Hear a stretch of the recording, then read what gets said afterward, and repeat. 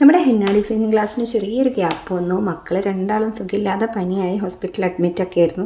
അതുകൊണ്ടാണ് കേട്ടോ. അപ്പോൾ നമുക്കിന്ന് വീണ്ടും തുടങ്ങിയാലോ. നമ്മൾ വൈനിൽ ഫസ്റ്റ് പാർട്ട് വെച്ചിട്ടാണ് നിർത്തിയത്. അപ്പോൾ ഇന്ന് നമുക്ക് കുറച്ചും കൂടി വൈൻസ് നോക്കാം. ഇതിൽ ഫസ്റ്റ് വൈൻ ഞാൻ ചെയ്യുന്നത് ഇതുപോലെയാണ്.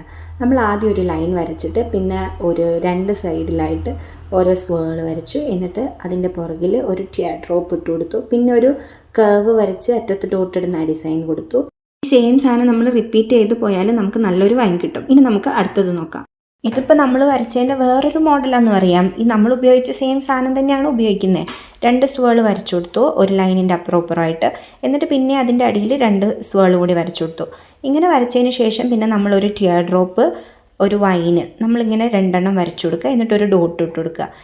ഈ പാറ്റേൺ മറക്കാതെ അങ്ങോട്ട് റിപ്പീറ്റ് ചെയ്യുക. സംഭവം റെഡിയാണ്, വൈന് സെറ്റാണ്. അപ്പോൾ ഓക്കെ, റെഡി അല്ലേ? ഇനി നമുക്ക് നെക്സ്റ്റ് നോക്കാം. സ്ട്രേറ്റ് ലൈനിലേ വൈൻ വരുള്ളൂ എന്നൊന്നുമില്ലല്ലോ. നമുക്കിനി ഒരു വേവിൽ പിടിക്കാം. വേവ് നമ്മൾ കുറച്ച് വലിയ വേവാണ് വരയ്ക്കുന്നത്. അതിൻ്റെ വലിപ്പം കൂടുതൽ മീൻസ് അത് ഗ്യാപ്പ് കൂടുതലുള്ള വേവാണ് വരയ്ക്കുന്നത്. എന്നിട്ട് ഈ ഓരോ കുഴി വരുന്ന ഭാഗമല്ലേ, ആ ഭാഗത്ത് നമുക്ക് നമ്മുടെ ടിയർ ഡ്രോപ്പ് വരച്ചു കൊടുക്കാം. വരച്ചു കൊടുക്കുമ്പോൾ ചെറുതിന് വലുതാവുന്ന രീതിക്ക്, വലിപ്പം കൂടി വരുന്ന രീതിക്ക് വരച്ചു കൊടുക്കുക.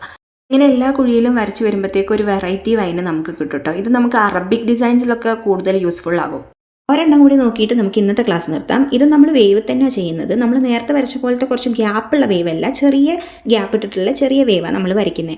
ഇങ്ങനെ വേവ് വരച്ചിട്ട് പിന്നെ നമ്മൾ ചെയ്യേണ്ടത് നമുക്കറിയുന്ന എല്ലാ എലമെൻറ്റ്സ് ഇതിലങ്ങ് ഇടുക എന്നുള്ളതാണ്. നമുക്ക് ടിയർ ഡ്രോപ്പ് ഇടാം, വൈൻ ഇടാം, പിന്നെ കർവ് വരച്ചിട്ട് അറ്റത്ത് ഡോട്ട് ഇടുന്ന ആ സംഭവം ഇടാം. ഇതെല്ലാം ഒരു ഓർഡർ ഇല്ലാതെ അങ്ങനെ എല്ലാം അങ്ങനെ ഇട്ടാൽ മതി. ഇത് ഇടുമ്പോൾ ശ്രദ്ധിക്കേണ്ടത് ഈ വേവിൻ്റെ അതേ ദിശയിൽ തന്നെ നമ്മൾ ഇട്ട് പോകണം എന്നുള്ളതാണ്.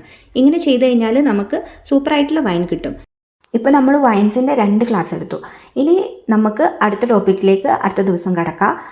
നിങ്ങൾ ഇത് മാത്രമാണ് വൈനുള്ളതെന്ന് വിചാരിക്കേണ്ട. ഇതുപോലെ നമുക്ക് നമ്മളുടെ ക്രിയേറ്റിവിറ്റിക്ക് അനുസരിച്ച് ഇഷ്ടം പോലെ വൈന് ക്രിയേറ്റ് ചെയ്യാൻ പറ്റും കേട്ടോ. അപ്പോൾ ഇത് നിങ്ങൾ പ്രാക്ടീസ് ചെയ്യണം. അപ്പോൾ നമുക്ക് നെക്സ്റ്റ് ക്ലാസ്സിൽ കാണാം. Okay, by.